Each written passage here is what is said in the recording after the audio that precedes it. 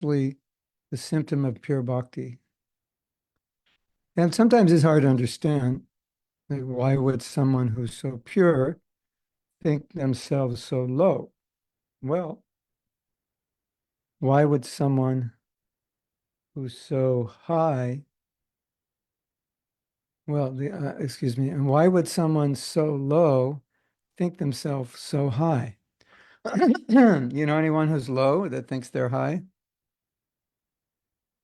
Yeah. So if someone low thinks they're high, why not someone high thinks they're low? That's one way to make sense of it. Does that make sense to you? Yeah. So it's a symptom of prema, it's a symptom of advanced devotional service, that the higher you go, the more you feel unqualified. And you may be sitting there trying to figure it out, but until you actually have it, how will you figure it out? Because we don't have experience. So we understand, like in a theoretical sense, just like when you were a teenager, you thought you knew everything and your parents knew nothing, right? And then when you're in your 20s, you think, oh, my parents aren't that stupid as I thought. And then maybe when you're in your 50s, you realize, actually, I'm the stupid one. So, it's something like the more you become acquainted with what is pure bhakti and the more you have it, somehow you feel that you don't have it. The less you're acquainted with pure bhakti and the less you have it, as we all thought as young devotees, we have a lot. If you stay around in Krishna consciousness long enough, you realize, oh, I thought I had a lot, but there's a lot more that I don't have, which I didn't realize as a young devotee. Correct? Correcto. Yeah. So those are some ways we can relate to it. Now, I came across something yesterday that's interesting. There are 6 items of surrender. Anukulyasya sankalpa, accepting what's favorable. Partikulyam bharjanam, rejecting what's unfavorable. Goptritve, Krishna is my maintainer. Goptrite varanam jata. Krishna is Bhakshishyati, Krishna is my protector. Vishvaso Goptrite varanam yata. Krishna is my protector, Krishna is my maintainer. Okay. So one, sometimes, well, you might think, what's the difference between being maintained and protected? Because if someone maintains me, they're protecting me. And one acharya said, being maintained is praying to Krishna, please protect me. And feeling protection is having the confidence that he is protecting me. Yeah, like there's a difference. We've talked about this before. There's a difference between praying for something, thinking maybe Krishna won't give it, and praying for something with the faith that he will give it, or in this case, the faith that he already is giving it. So if one of the symptoms of surrender that's it's in the chat, if you want to look at the verse.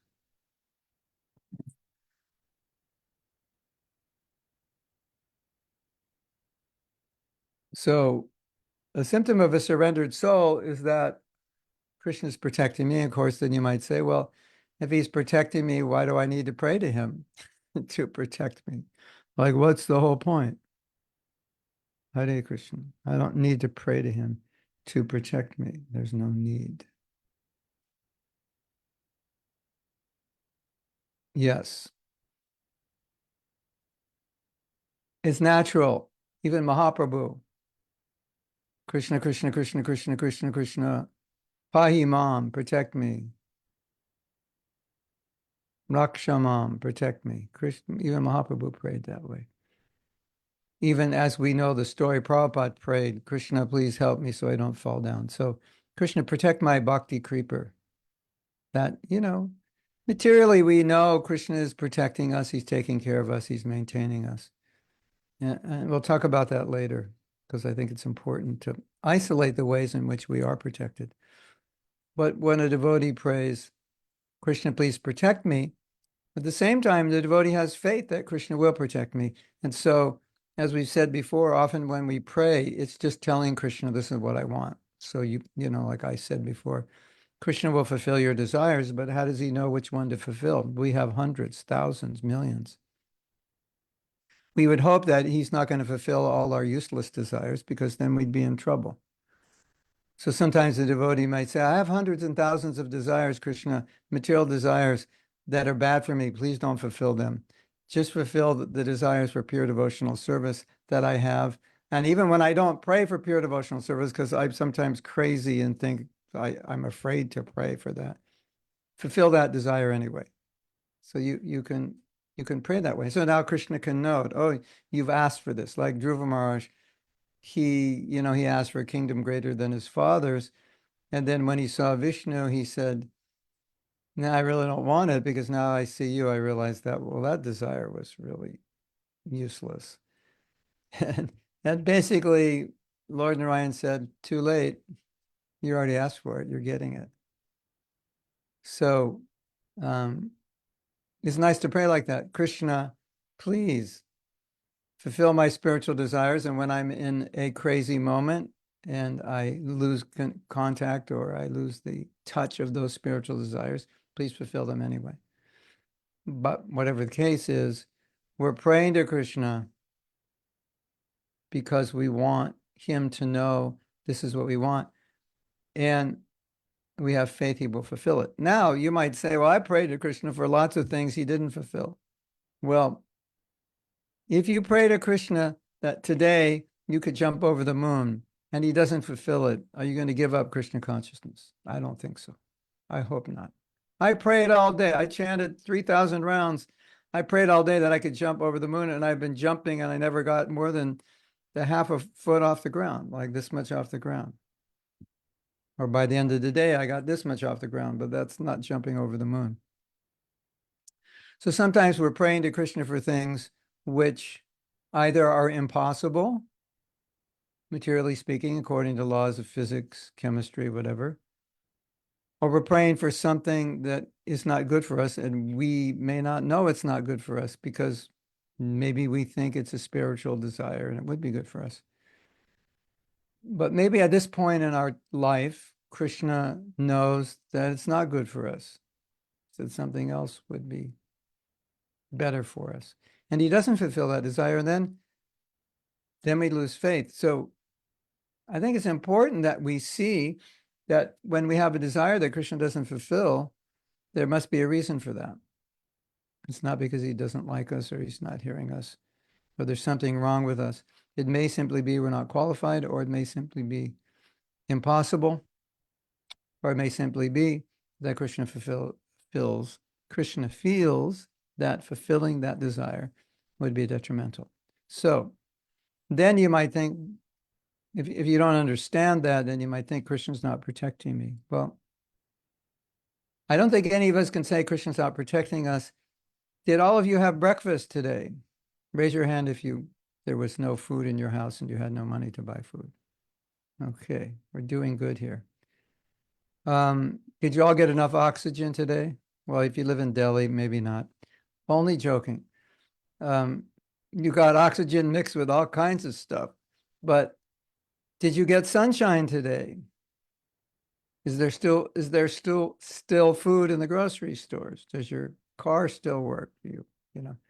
Do you have enough clothes for the winter? Of course, the answer is for all devotees, yes, even the poor ones. As I often said, even the poor devotees, even some of the poor devotees are fat. Yes, they have too much to eat, even the poor ones. So there may be something in our life that is not going well and we don't like, and then we're thinking, oh, Krishna's not protecting me, when he's doing 100 other things to protect us. And maybe that one thing comes in that category of materially impossible, or not good for you, or not ready for it. Same thing, not good for you, not ready for it. So I think that's important. So if you ever say, I don't understand why Krishna's not protecting me or giving me this one thing, first look at all the things he is giving you and all the ways he is protecting you, because they're numerous, right? Are you still a devotee? It looks like you are, otherwise you wouldn't be here. That means Krishna's protecting your creeper. If you were able to chant your rounds today, that means Krishna's protecting you enough from the material energy that you could sit down for half hour, 2 hours and chant, right? That's a protection. That's pretty good. You go out to work, you go out to school, and you don't fall into total illusion and give up Krishna consciousness, interacting with the material world. That's a sign that you're protected by Krishna. Isn't it? So you could sit down and read Bhagavatam. You have enough sattva in your life that you can study. You have enough sattva in your life that you can associate with devotees. That's all. That's all protection, Krishna protecting us. So we should see that. And therefore, we should have faith that Krishna is protecting us, even if he's not protecting us in the ways we're praying for. And then we can reflect, oh, there's one other category. He is going to fulfill that, but he'll fulfill it in his time. Maybe now's not the right time. So that's also there, right? Krishna says, yes, I want to fulfill this, but I don't think you're ready for it yet. When you become more qualified, I will fulfill it. You know, so many unmarried people have visions of their perfect partner. Krishna, please send me a perfect partner. This tall, this wide, this smart, this handsome, this beautiful, this rich. And, you got all your list, Krishna, can you check all the boxes? And Krishna says, that's okay, but what about you? Or like, are you qualified for this person? When you become qualified to be a partner to this person, then let's talk. Until then, I don't think you're ready for this. So it's not that Krishna doesn't want to fulfill the desire, but maybe you're not ready for it. And maybe that person who checks all the boxes is not the right person for you. Materially, maybe yes, but spiritually, perhaps no. And so Krishna sends you an old, ugly, poor brahmachari that can't even match his socks, and that's going to be your husband. Krishna, what are you doing to me? And Krishna says, I think this is better for you, because if you have the rich, handsome one, you are not going to realize that I'm richer and more handsome than him. You're going to forget me, and he's going to replace me. But this brahmachari, he'll never replace me. You'll have no problem. So I think this one's the best one for you. So that could happen. We have to be open to seeing these things, and open to understanding what I'm praying for, I may not be qualified to receive. So if I know in my heart of hearts I'm not really qualified, I'm praying beyond my qualification, that's okay. That's actually good. It's a part of what we talked about on Monday. Lolium, hankering. But at the same time, when we hanker, there should be some qualification. Krishna, I'm hankering for this. Please give me the qualification to be qualified to get it, or qualified to hanker for it. So I may have to reflect, well, maybe Krishna's not fulfilling my desire because I'm not qualified, and I need to be more qualified. So I can pray also to be qualified.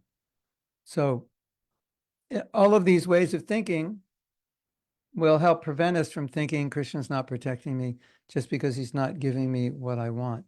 Now, maybe there's some karmic situation, and you might say, but I'm a devotee, so Krishna absolves my karma. Yes. Maybe there's some residual. There's a residue of karma, and we have to suffer. Maybe Krishna doesn't want to remove that karma because going through the situation will be good for you. For example, sometimes people are not getting along, but if they go through hell together, they become more attached to one another. So maybe Krishna puts a couple through hell just so they get along better. Possible, isn't it? I mean, we don't know. We can't say. Maybe Krishna puts you through hell because you're weak and irresponsible and unsteady. And when you go through this horrible situation, you're forced to be steady, responsible, and so forth. And when you come out of that situation, you're like, oh, you've like matured tremendously in that 1 year or 2 years or whatever it is. So I think it's important to see these things, at least try to look at these things if these are possibilities, because otherwise we could lose our faith in Krishna. And faith in Bhakti, faith is all you have that's going to get you back to Godhead. I mean, not all you have, but it's the substance. It's the beginning and it's the substance which keeps you going. An example was given is you're on a ship in the ocean, and the only way you can navigate, aside from your compass, but you need light. You have to have light to see where you're going. Faith is compared to light. It's the light which allows you to see. Without faith, then you get bewildered, right? So we don't want to, we don't want to see this lack of response to our prayers in a way that would cause us to lose faith. Because if we lose faith, then everything is going to be difficult, if not impossible. Okay, so we have a question from Esther. How to then, in the middle of our intense desires, which we do not know if that desires are good for us or not, so how can we accept it peacefully with understanding that it's all for our good, even when we do not see it like that, and find courage to pray to Krishna, just like that story? Please, my dear Lord, I desire some broken glass.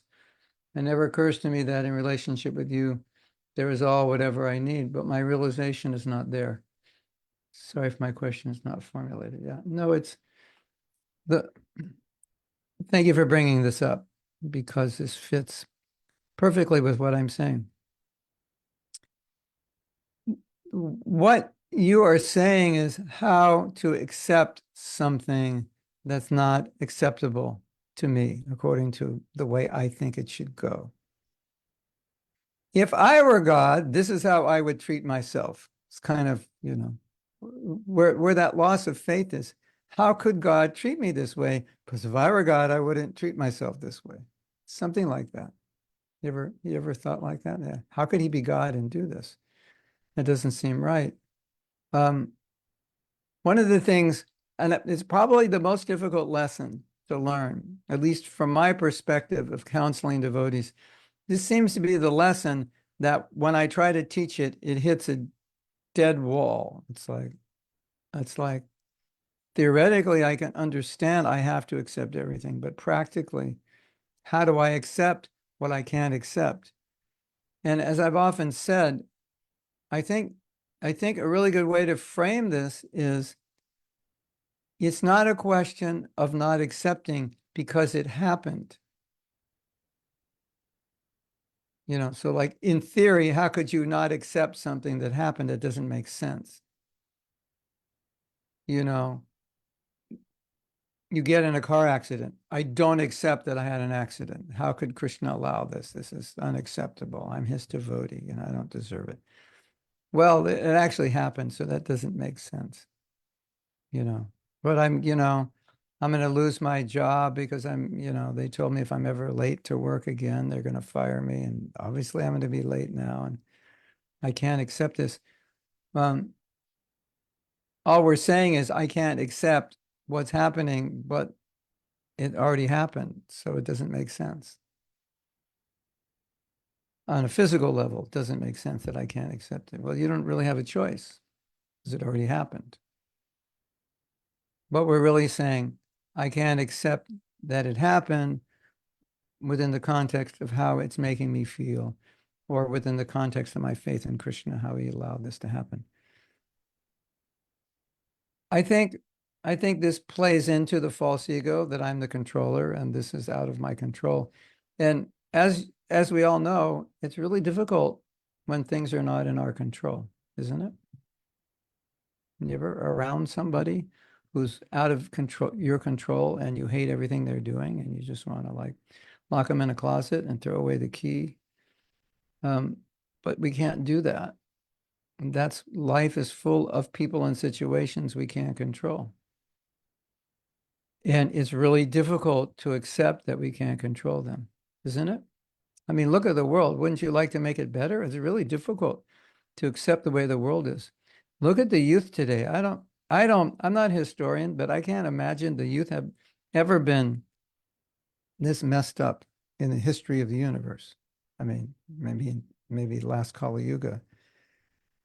But the way young people are being raised, it's like virtually impossible for this generation to create stable families because they were raised on promiscuity, a million partners. How can you live with one partner after you've had a million? And and the guys, that's how they're raised. So when their wife is older, then they're looking at all the younger girls and thinking, I want to trade my wife in for a new model because that's how they were raised. And that is destroying the family, which means it's destroying the children. So how messed up can it get? Doesn't that frustrate you when you see that? And the millions of other things? Isn't it frustrating? And wouldn't you like to control it all? What about the problems in our movement? Wouldn't you just like to go, problem's gone? What about the devotee? That this devotee personifies everything you don't like. Wouldn't you like to take your magic wand, knock him in the head, and now he's like sadhu, head to toe, inside and out sadhu, soft, gentle, humble, meek, kind. He apologizes to you or she for everything they've said or done that was offensive. Wouldn't you like that? Sorry, bad news. Front headlines, bad news. You're not the supreme controller. Yeah, that's a tough one to accept, isn't it? I came to the material world to be the supreme controller, and now the bad news is I'm not. I don't know. I can't accept that. And every time something happens that's disturbing that we can't control, it's really ultimately going back to this. I'm not God, and I don't like it. Isn't it? I'm not God, and I don't like it. Yes, that's what it's coming to. Because if I were God, I would change it. Thank God you're not God, because I don't know. You think if you were God, you'd make things better. I don't know. You imagine if you were God, everything you thought would become a reality. That would be dangerous, don't you think? If for one day everything you thought became a reality, you'd probably be in jail, or you'd make a lot of of course, if you're a pure devotee, yeah. But if you're not, then it's a different thing. So that's the problem. Uh, the question was, how can we accept it peacefully? My answer is because you have no choice.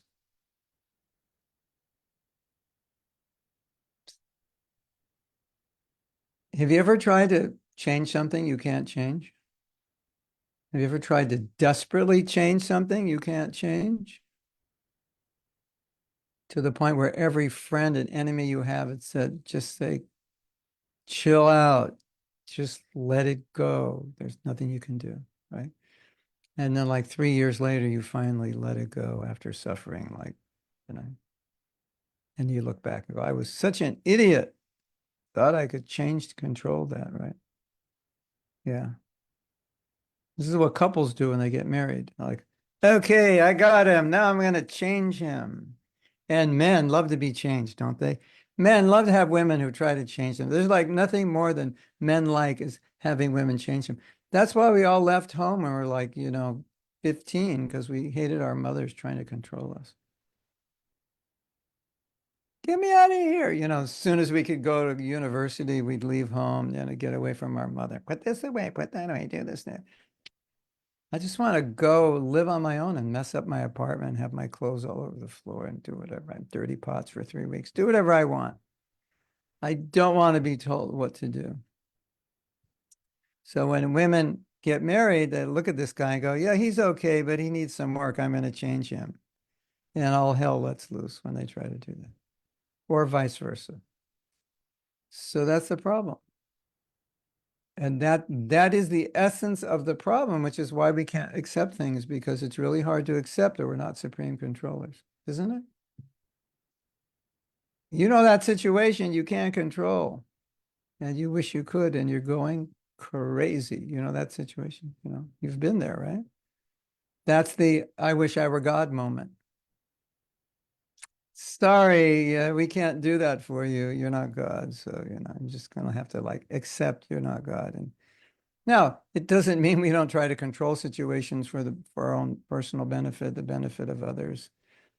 But some things we can't control, right? Hare Krishna. And the worst thing is we can't control death. And, friends, relatives, loved ones, they're going to die. Either we're going to die and leave them, or they're going to die and leave us. And that's really hard. And that the pain we experience when someone leaves us is, I wish they were here. I can't deal with this. They're gone. Whether it's death or it's a divorce or whatever. So that is one of the big lessons that is, from my experience, the lesson that is most difficult for most devotees to accept. Only very advanced devotees. Only very, very advanced devotees can accept. This is my plight. This is what's happening. Hare Krishna. And I'm not saying it's easy.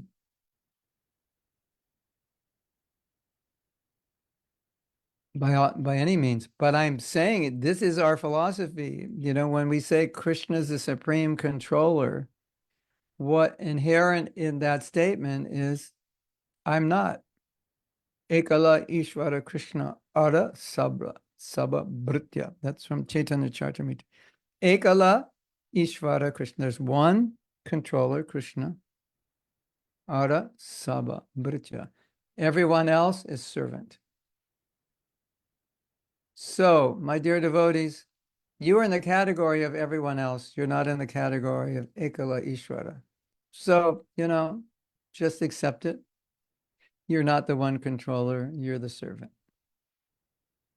Then you say, yes, I understand that. I know that. Yeah, I've read that. That's fundamental to our philosophy. Well, do you understand it? You ever try to control something or somebody you shouldn't be or controlling or you can't control? Yes. And that means I don't understand completely yet. Hare Krishna. Okay.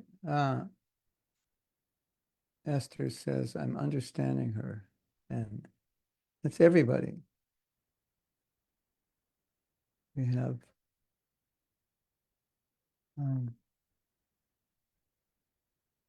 Sid says, what Krishna doesn't give us when we ask are things that will keep us stuck in mind. Yeah.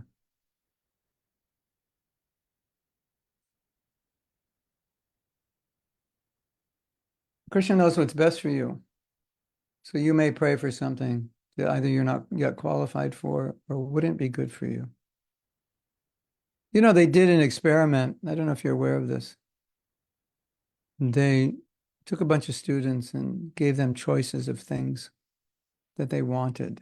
Said, what of these things do you want? Like multiple choice. And then they called them up the next day and said, would you like to change your mind? And so many people changed their mind. So the point of the experiment was that it's a psychology experiment, that people don't know what they want. They think they want one thing and then they change it. It's like, so, and then if Krishna doesn't fulfill your desire, even though your desire was a good desire, Krishna conscious desire, it simply means that you should think, I guess I'm not qualified. And Krishna's testing me. Sometimes the problem is if Krishna fulfills your desire, you might then go to sleep. You ever have that experience? Finally get what you want, and then it's like, okay, now I can be lazy. So Krishna's like, okay, I'll give you this. Show me your stuff. Like, you know, it's like going to the gym. Krishna, I was at the gym yesterday. We have a gym 5 minutes away. Can you see how strong I am? Yeah. Um, that actually gives me a lot of energy to go. And so there's a machine which you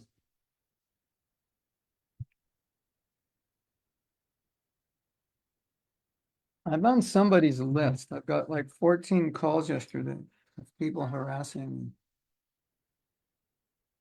And it's all wrong number stuff. I don't know what's going on. You want to see if I'm home or something. You have weights that then you press down. So I was like pressing down 70 pounds. And this guy comes, can I use it? And he puts it on 190. Oh, he's a big guy, you know. It's like, and he does it like 5 times, you know. I'm like, okay. And then he goes, thanks. And I go, all right, well, let me try 190. And I get up and I stand up and put all my weight and it doesn't go down. Right. So now, Sid, what if I sat there and said, Krishna, please empower me to press 190 pounds down? And Krishna didn't give me the power on the spot. And I would say, I've lost my faith in Krishna. I mean, that would be foolish, obviously. But really Krishna's saying, okay, work on the 70, tomorrow work on the 90, next day work on the 110, next day work on the, you know, like I can't, Krishna's not, I can't give you something you're not qualified for, you know. If Krishna said, okay, I'll empower you to do the 190, but you'll like totally destroy yourself. And maybe you'll have a heart attack when you do it, you know. So um, it's always a nice thought that if I'm desiring something spiritual, it's not happening. Maybe I have to become more qualified, or maybe I have to desire more strongly. Krishna might say, well, I don't know if you really want it. So I'm not going to give it. And I just want to see what you're going to do. That's there also. Like the story with Draupadi there.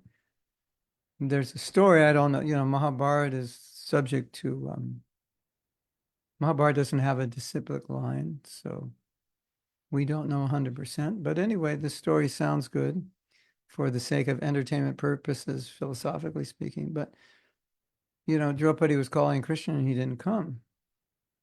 And I think it was Rukmini or Satyabhama said, why aren't you going? And Krishna said, nah, it's too far. I'll never get there in time. And so Draupadi kept calling. And finally, Krishna left. And, and Rukmini said, or Satyabhama, why? He said, well, now she's crying. So I'm going to travel on the chariot of her tears. But he meant, oh, now she really wants it. So I'm going to come. I wasn't sure if she really wanted it.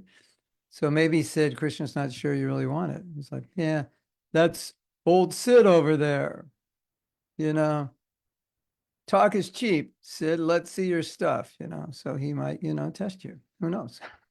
Right? And so if we take it that way, then it'll strengthen us. Um, I want a taste for the holy name. Krishna, please give me a taste. And what is Krishna saying? If you had a, you know, a mock conversation, say, okay, so what are you doing to get a taste? Maybe you should be a little more attentive, or maybe this, or maybe that.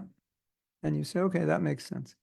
So you might think of what Krishna would say to you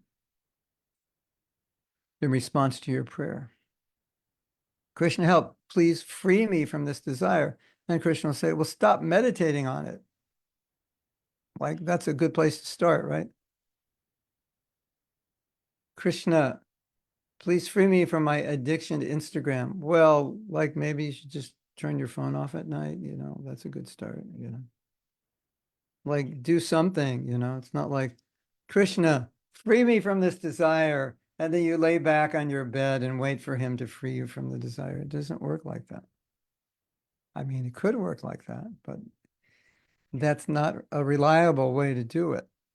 there are more reliable ways, like make the effort yourself. How about that? God helps those who help themselves. So, yeah. Hare Krishna. Does that make sense? Yeah. It's common sense, actually. Gabriela says, I pray to Krishna to not have any desires that deviates me from Krishna. I feel that even difficulties are there to clean us, like opportunities to take all to Krishna consciousness, to purify me, are what? Indeed, what I need to release or detach. I'm starting to appreciate that Krishna takes away even to protect me. Is this the correct appreciation of prayer? Yeah. Maya is there even to show us that's not the way. So if Maya is seen as an opportunity to purify, Maya is perfect, perfecto, even in Krishna consciousness. Yeah. Maya es perfecto en la conciencia de Krishna. Si usted aprende, how do you say take? Dame? If you take it as la misericordia de Krishna. Maya es posible. Maya, misericordia means mercy. I have to translate. It's posible, it's possible, que Maya es la misericordia de Krishna. Maya is, yeah, that's why Krishna, ultimately, you could say Krishna creates Maya to keep us entangled, but he really creates Maya to get us out. Because everything in this world is created to get us out. Even though it looks like everything in this world is created to keep us here, it's actually all created to get us out, including Maya. Right? I mean, Prabhupada writes in the Bhagavatam, everything in this world is created to get us back to Krishna. So that would include Maya also. Right? All your Maya will make you miserable. So that's good. What if Maya didn't make you miserable? How would it get you back to Krishna? What if the more Maya you had, the happier you were? How would you ever have an impetus to be Krishna conscious? What if you could be perfectly happy and perfectly satisfied without Krishna? Then why would you need him? Right? That's the psychology, human psychology. It's you desire something because you're not satisfied with your present situation. We meet so many people who are satisfied in their present situation. They're not interested in spirituality. Everything's fine. Everything's good. They have their tequila every night or 6 bottles of it. Everything's great. Right? You know what tequila is in Europe? You have tequila in Europe? It's a Mexican beer. If you don't, you're like so unfortunate. No, I saw an ad for tequila in Amsterdam or something. I was surprised. Or in Austria. Oh, I saw an ad for tequila in Australia. Yeah. I think Australian is a synonym for beer, isn't it? Something like that. Or that's Germany. Or that's everywhere. So, we know some people are very satisfied in the material world, and you try to tell them you should become Krishna conscious because you can't be happy materially. And they say, I'm fine. We don't deny that the illusory energy can make people feel happy. That's one of the signs of motive ignorance. It dulls you down so much you don't realize you're suffering. But for those of us who are fortunate to not be happy materially, that was an impetus. So that way Maya helps us. Yes. Now, if you're brave, you can pray, Krishna, kick me if you need to. Send Maya to kick me if that's going to help me. Now, I don't know if you're brave enough, because if you pray like that, Krishna's going to immediately fulfill that prayer, right? I don't know about my other prayers, but I know that one, that one he's going to do because he knows I need it. So I'm not going to pray like that because I'm afraid to get kicked. But if you're bold enough, yeah, you could try it, maybe just for a day, maybe you don't want to pray that way every day, but it can't come to the point where Krishna says, I don't really need to kick you anymore. You're kicking yourself. You understand what to do. But if you really need a kick, why not pray to Krishna to kick you? I mean, come on. Srishwar Das. One devotee's son went to USA, 29 years old, and passed away, and he was in a room for 2 days. And his parents came to know they were serving Lord for 20 years. His mother is in depression, she says. But Gaurnitai gave them, not able to listen about Krishna. Yeah, that's an example of how difficult it is when something happens which seems impossible to understand how Krishna would allow it to happen. Then this happens. And then, maybe in the future she'll understand. I mean, here's the thing. If you're a devotee and you die, there's only two things that could possibly happen. One, you go back to Krishna and play with him or dance with him, or you take birth in a family of devotees in a better situation. So that's protection also. But of course, we miss that person. We lose their association. But another way of looking at it, well, you had his association for 29 years. So Krishna gave you that son for 29 years. So you can't control beyond that. Krishna's given us a body. We don't know how long we're going to live. So, when it comes time to die, are we going to blame Krishna? You didn't let me live 108 years. I don't believe you anymore. So, one time a man said, some conversation about sannyasis taking sannyas when they're young, and Prabhupada said, well, the man said they should take when they're old, and Prabhupada said, well, old means close to death, and we don't know who's closer to death, a young man or an old man. So it's just an acceptance of a reality. As Rabindra Swarup Prabhu said, we have a fundamental quarrel with reality. We don't like reality, right? You can make a t-shirt, reality sucks, because it does. We don't. Do you like reality? Do you like going to work every day? That's reality. You like getting old? That's reality. You like dying? That's reality. You like all the problems you have? That's reality. You like disease? That's reality. Reality sucks. We have a fundamental quarrel with reality. That'd be a nice t-shirt, right? For all the young devotees can wear that when they go to California. New York would be good also. Yeah, people say we're pessimistic. We're realistic. We're realistic, and the reality sucks. It does. I know it's kind of slang for a bona fide guru to say that, but it's just precise. It's precise mantra. So we don't like reality, and it's hard to accept reality. And so this example that Sureshwar Prabhu was giving, it's what I was referring to, how difficult it is to accept. So when we lose a dear one, especially untimely, yeah, it's really difficult. No question about it. But what I would say is please, please, please don't allow material reversals to affect your faith in Krishna. Because if you don't like material reversals, the best way to avoid material reversals is to not be in the material world. I know that was a profound statement, but it's simply true. So we don't like material reversals, but we're in the material world. That's where they happen. Go to the spiritual world. There's no material reversals. If you don't like material reversals, go to the spiritual world. It sounds unsympathetic, and I don't mean it to be so, but often when devotees have problems and it's very difficult to deal with, my mind naturally defaults like, well, you don't like problems, go back to Godhead. Use this as an impetus to go back to Godhead, because there you won't have this problem. So if you don't like losing a son, daughter, relative, which we all don't, and it's painful, obviously, unlimitedly painful. But it's not Krishna's fault. It's my fault I came here. I mean, Krishna didn't tell me to come here, and he didn't tell me to have children. I did. That's my own.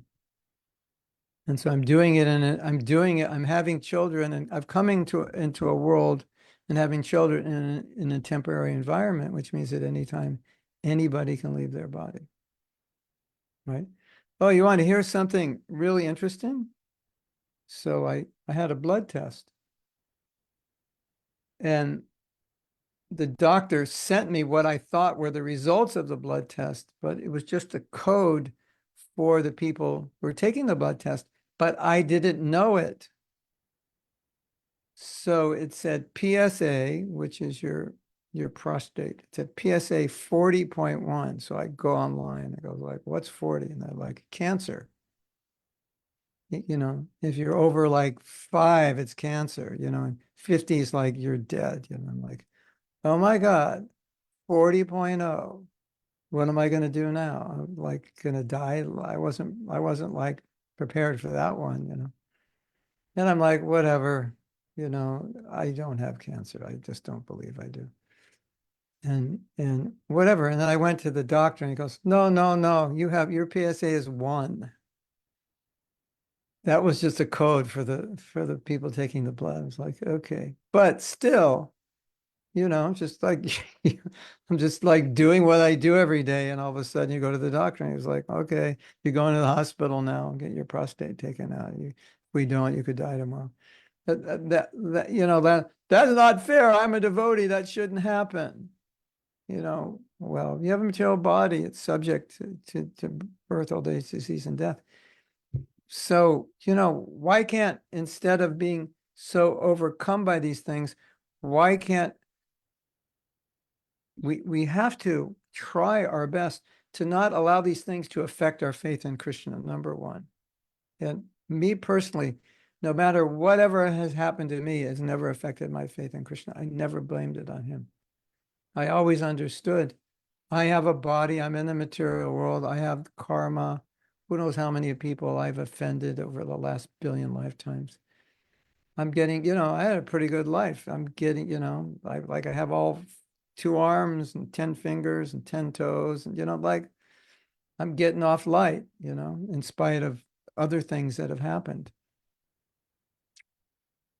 So please don't allow difficulty in this world to affect your faith in Krishna, but allow it to increase your faith in Krishna. That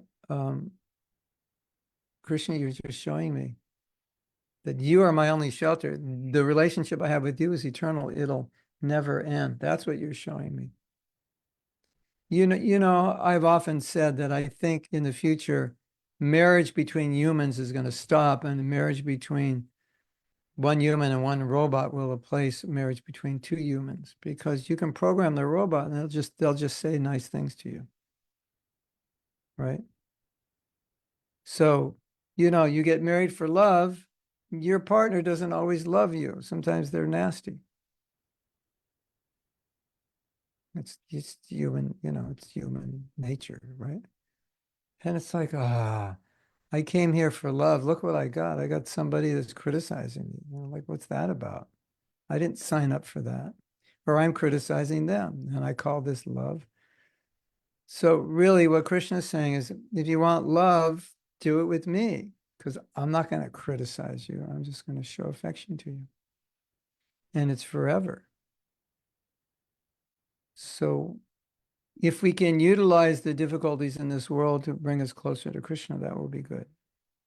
I mean, that's what they're for. That's the point. Okay.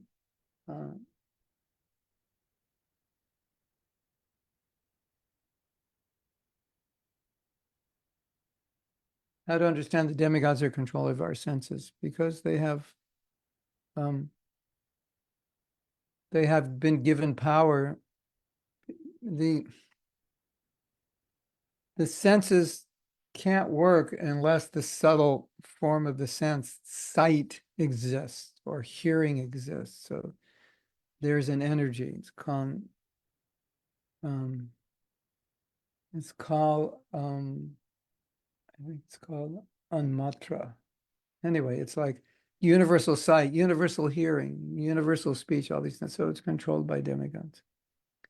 Like Prabhupada said, you can't lift your arm unless the demigod allows you. So they have, you know, Krishna empowers them to control different things in the world. So they're supplying that universal energy of sight, sound, and so forth, so you can function. It's just to show that we're dependent. I'm big and strong. Yeah, well, if the powers that be don't let you lift your arms, who are you going to fight?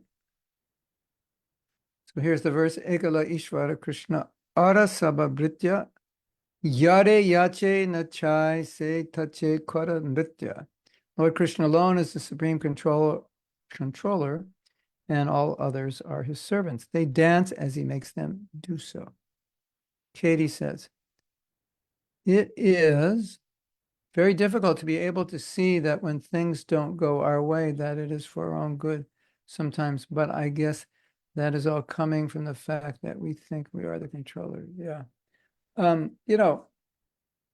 think the height of craziness would be to not accept something which we created. That's why I made that t-shirt that says, karma is like cooking. Whatever you cook, you eat. So you ever cook something, go, oh, this is horrible, I don't like it. Well, you cooked it, so you have to eat it. So it's like a lot of times we complain about the meal, but we're the one who cooked it. Did you ever do that? Complain about the meal you cooked? So I think we need to look at it this way, so that's kind of the epitome of our foolishness. That Krishna, why did you allow this to happen? Because you fell asleep while you were driving. Why did you allow me to drive off the road? Because you were driving at 1 a.m. and you fell asleep. That's why did I drive you off the road, or were you stupid enough to try to drive all night without sufficient sleep? Yeah. If you have to drive all night, you have permission to take caffeine, because it's better to take caffeine than be dead. Not that we're allowing our devotees to take caffeine, but if you're in a situation where you could die if you didn't take caffeine, take the caffeine, stay alive. Better don't be in a situation where you have to take it.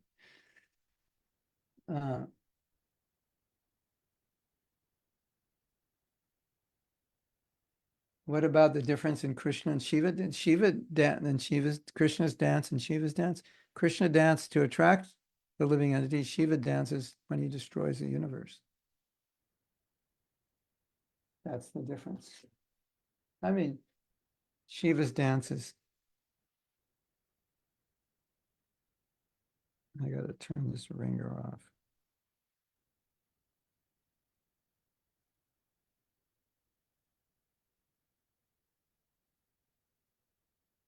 That's pretty powerful. Can you imagine you start dancing, the whole universe is destroyed? Yeah, Shiva's pretty powerful. Okay. Katie says, the realization that we are not in control gives a certain level of mental freedom. Not that I am there, of course. Yeah, well, it is true what you say. So at least we start with theory, philosophy. I'm not controller. All right, maybe I don't realize it, but I understand it. Now get to work. And all day, Katie, things will happen that we don't like, right? Like the Russian devotees. Are you happy that Ukraine is now going into Russia and displacing hundreds of thousands of people? Of course you're not happy, but what can we do about it? You can go on the street and protest, whatever. But ultimately, we can't control what's going on or whatever, so many things are going on with the economy and, who knows, if the money of your country will be worth anything in 10 years. We don't know.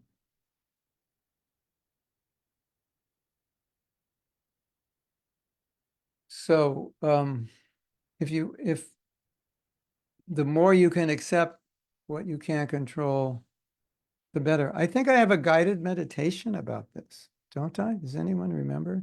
Did I make a guided meditation about giving up control?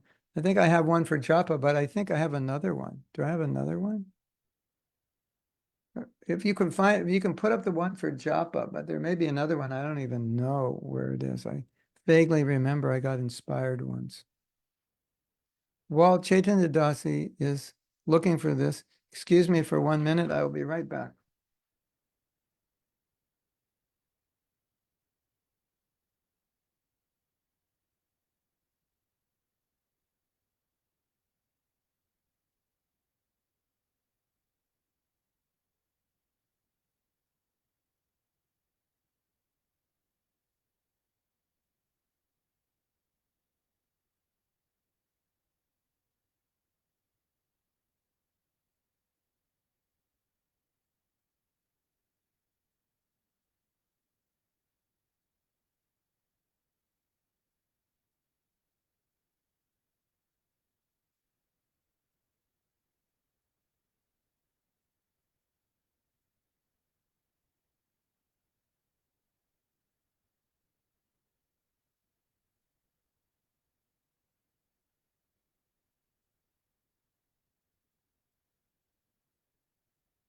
Japa one, yeah. So Chitandasi's going to try to find the Japa one, and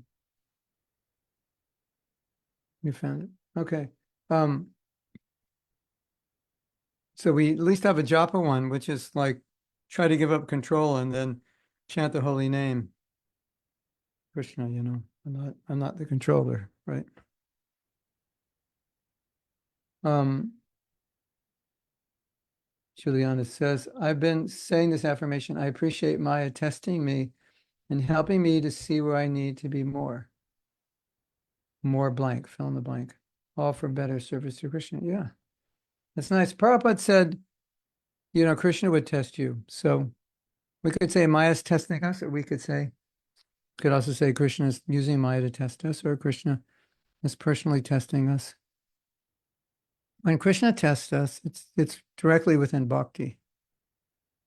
Like he'll give you some service, and then you maybe don't want to do it, or you have to do some austerity and you're failing. That would be a test by Krishna, or you're not able to get along with devotees. That would be a direct test by Krishna, you could say.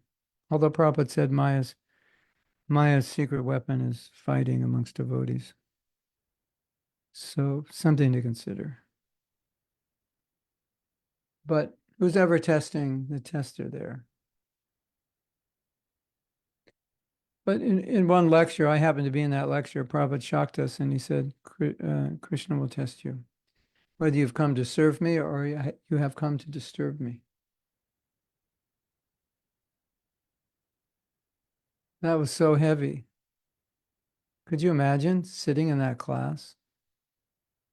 I was a devotee for 2 years or less. Yeah, 2 years. Sitting in that class. Prabhupada dropped a bomb. Krishna wants you to see, have you come to serve him or have you come to disturb him? Whoa. Good line for a rap song.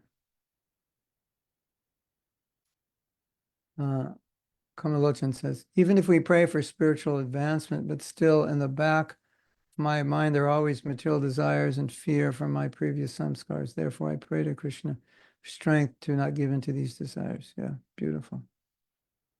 This is nice. It's nice to compose your own prayers because they relate exactly to what you need.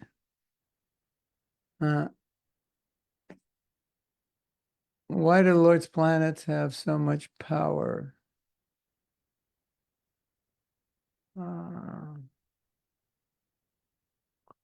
If you're Krishna conscious, they won't have power over you, or they have less power over you. I'm losing track. Yeah. You, Ivan, can you tell us something about choosing when to speak and when not? Yeah, Krishna already has given the advice. Speak what's beneficial and speak when it will not hurt somebody. Speak pleasingly and beneficially. So if it's going to hurt someone, probably better not to speak it. Oh, I missed that one. Okay. So there's the control meditation. I guess you can download it. Or if we have time, we can listen to it.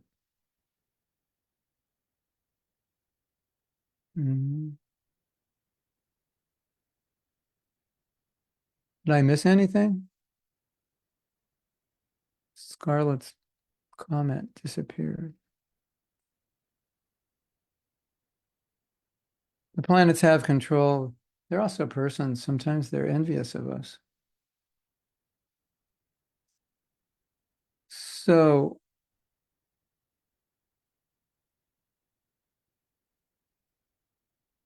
you can even you can speak as much as you want if you speak about Krishna.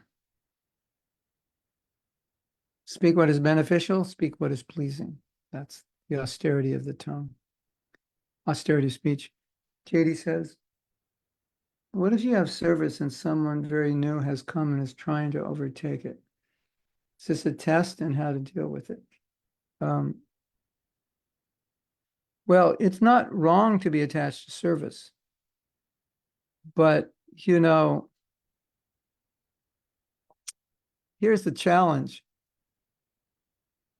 Sometimes we have service, but there's someone else who could do it better, and we want to do it, and we don't want them to do it, but it would be more pleasing to Krishna if they did it. Now, what do you do?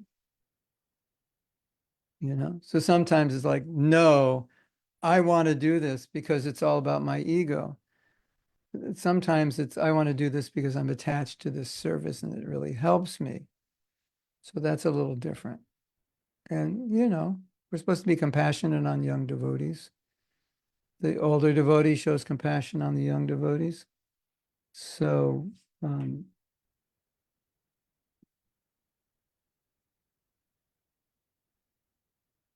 you may want to let them do the service out of your compassion, if they can do it well. And if you can do it better, then you're being attached to that services might be the best thing. No, until someone can do it, especially if someone can't do it well.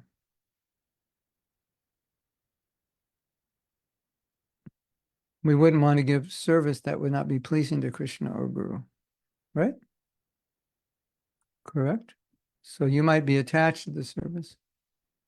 Like Radharani says, if somebody can please Krishna more than I can, then I'm happy for them to serve Krishna. So that's the transcendental attitude, isn't it? We may not be there, but and you might say, yeah, but I need to do the service for my own purification, for my own enlivenment. That may be. But Prabhupada has given us some instructions.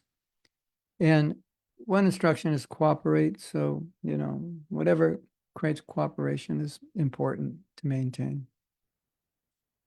So, sometimes in the name of something higher, we may stick to a principle. So, or we may give up a principle. So cooperation is, really important. So we can adjust accordingly. Okay, so now that the introduction is over, it's time for class. We have 20 minutes.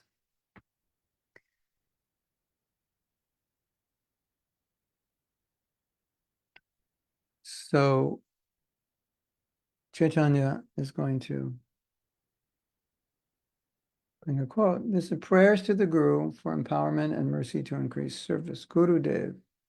Kripa bindu diya koro e dashe trinapeka atihina. Shakale sahane balo diya koro nijamani spriyahina.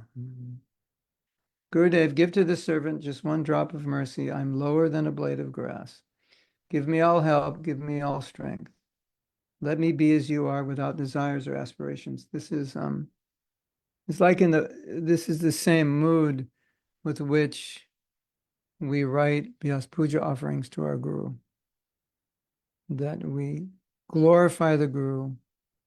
We reveal our inadequacies and we pray for mercy. So everything we've said about prayer applies to this. We're going to pray and do nothing about it. But when the disciple approaches the Guru, as you can see in this prayer, they're approaching from a lower position. Like, I'm in a low position, you are in a high position. Your blessing can mean everything to me. And so here, he's asking, give me strength. So when you say, Gurudev, give me your blessing, like a lot of people say, give me blessings, but they don't say what they want. Or what kind of blessing do you want? What's on your list? What's on your blessing wish list? I joke with them. I say, well, I can't give you hair because I don't have any. So I can't bless you with hair. I can't bless you with money because I don't have much.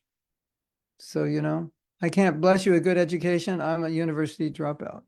So, like, what blessing do you want? You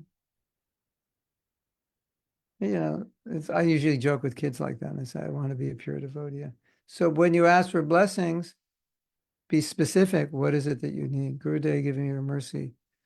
Because when you say, like here, Bhaktivinoda Thakur is saying, give me strength. So if you say, Gurudev, I need strength, you're affirming an obstacle, which is weakness. So that's good. By stating it, you're confronting the reality. I need strength. I need your mercy. Okay, I give you mercy. What are you going to do with it?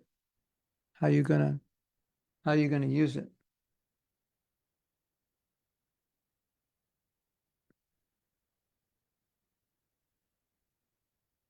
Um, give me help, give me strength. Let me be as you are without desires or aspirations. Yeah. So that's a beautiful prayer. Gurudev, let me be like you.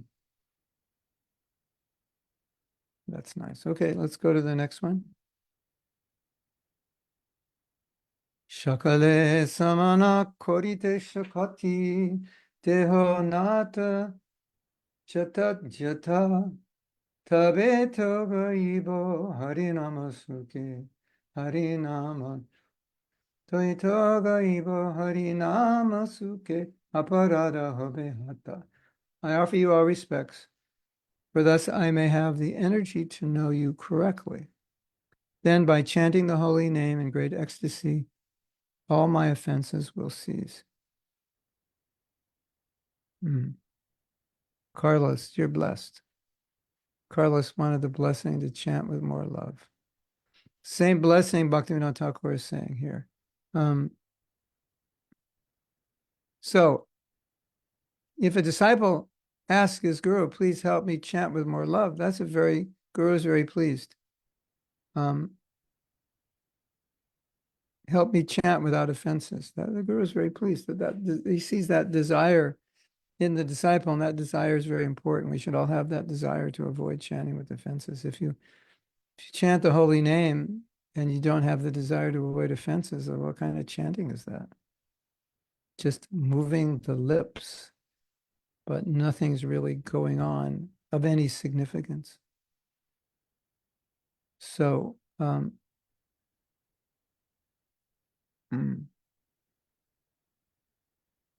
yes.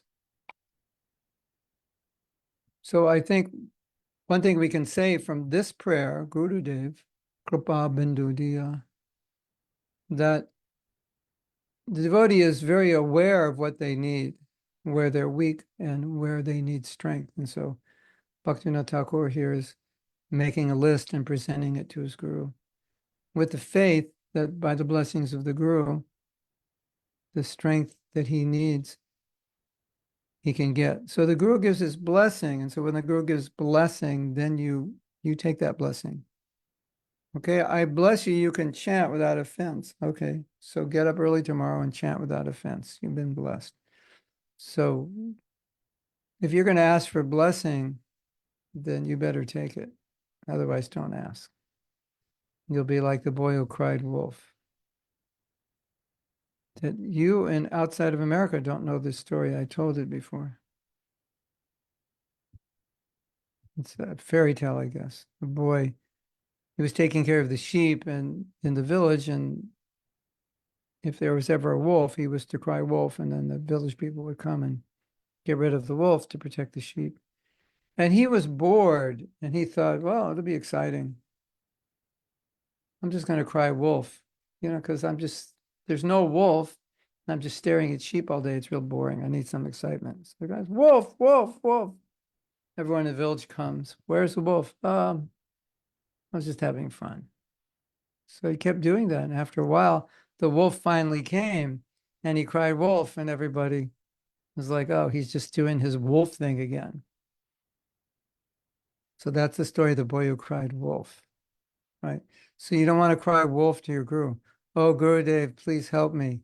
And then the guru gives mercy, and then you do nothing with the mercy. Right? You ever have that experience with somebody? They're asking you, please do this for me, or I need this, can you loan me this? And then you loan it to them, whatever, and they never use it. You ever have that one happen? So the guru is like, yeah, so what did you do with the mercy? Oh, nothing. How's your japa? I gave you mercy to chant good japa. Oh, it's still bad. I don't get up till 8 o'clock. No time to chant. Like, all right. What's the use of the mercy?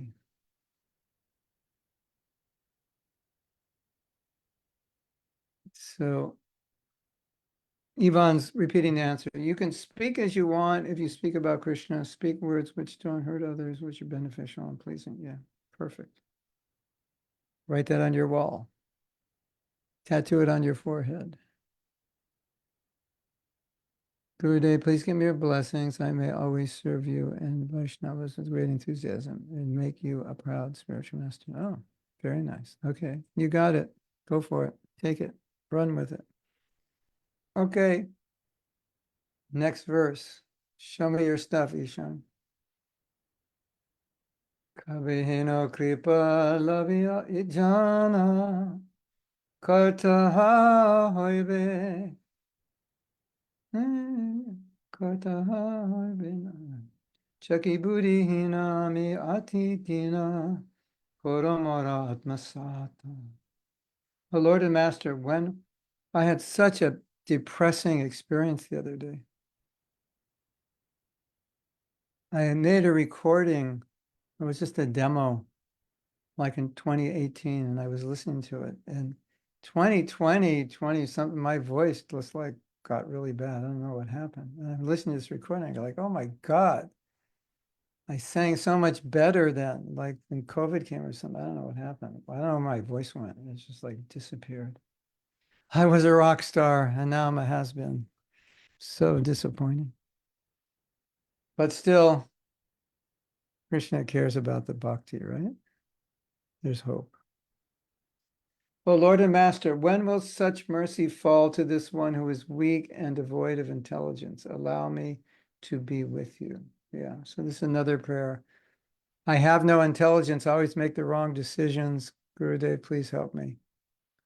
Again, the idea of these prayers is that in making these prayers, it's like taking a vow at initiation. You're making, in a sense, by asking for mercy for these things, you're vowing to do these things. Like, that's how you should see it. Because otherwise, you ask for mercy in this really helpless, disempowered state where unless I get mercy, nothing's going to happen. You ever have that one? I need mercy. If Guru doesn't give me mercy, I'm useless, hopeless. I can't do anything right. No, that's not the mood here. The mood should be more, Gurudev, give me intelligence. That means I'm going to now commit to acting with my intelligence. So let's assume that he's given you mercy.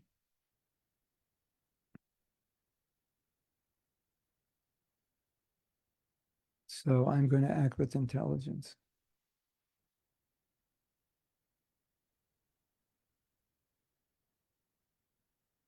Okay. Next one. Jogata vichare kichu nahi pai tomara karuna sharu. Karuna na hoile kandiya kandiya prana nara kibo ahara. If you examine me, you will find no qualities. Your mercy is all that I am made of. If you are not merciful unto me, I can only weep, and I will not be able to maintain my life. Yes. So he's saying the mercy of the Guru is everything, but the mercy of the Guru comes by pleasing the Guru. So you can't just pray for mercy and then not follow the instructions of the Guru. That's hypocrisy. It doesn't work like that. Yeah. Another translation is your mercy is everything to me. Because when you say your mercy is all I'm made of, it's kind of disempowering. I don't get your mercy, I'm useless. That's there also, but another translation is your mercy is your mercy is everything to me. So that means the pleasure of the Guru is everything to the disciples. So if the Guru is pleased, Krishna is pleased, everything is good. So please be merciful unto me. Yeah. So as you pray for the Guru to be merciful, pray that you can qualify yourself to get the mercy by pleasing the Guru. Right? Yes. Next. So that prayer is ended.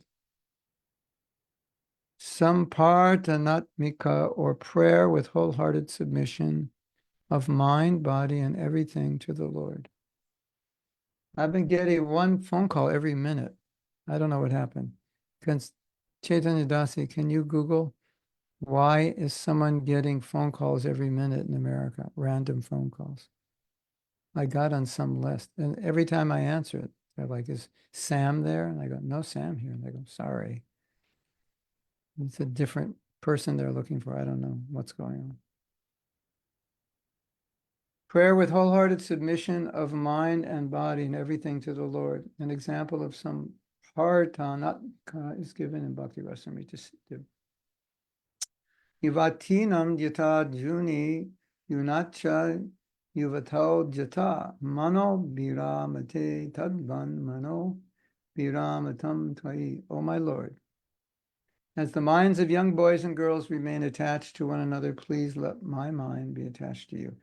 And you could take this prayer to anything and say, "Oh Krishna, I'm so unfortunate. I have so much attachment to this, just as my mind is attracted to to this food or this place or this person or this object. That same intensity of that attraction go to you, because that's the whole paradox of the material world, that we're attracted to so many things other than Krishna, isn't it? Like what a shame that is. I'm attracted, like all this energy of attraction, it's going somewhere other than to Krishna. What a waste that is. That could be used for Krishna. So Krishna, please allow the same attraction I have for this or that, you can replace it. You could use this prayer as it is. You could add to it. Let my attraction be drawn into you. Otherwise, that attraction is wasted. Wow, I'm so attracted to this.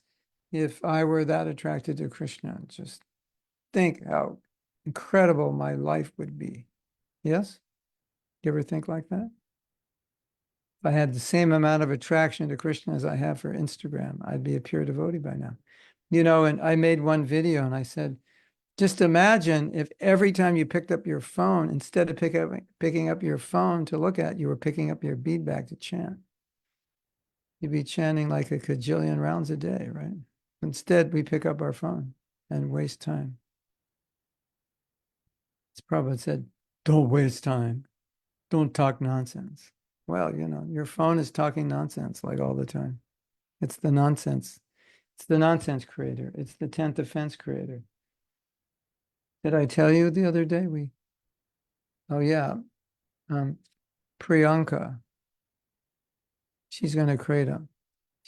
is going to create a little sticker. When you come to GEV in March next year, you're going to get the sticker. And it's going to say, the 10th offense is to have your phone on when you're chanting, and you're going to put that sticker on when you chant japa. And every time you pick up your phone, you're going to look at it.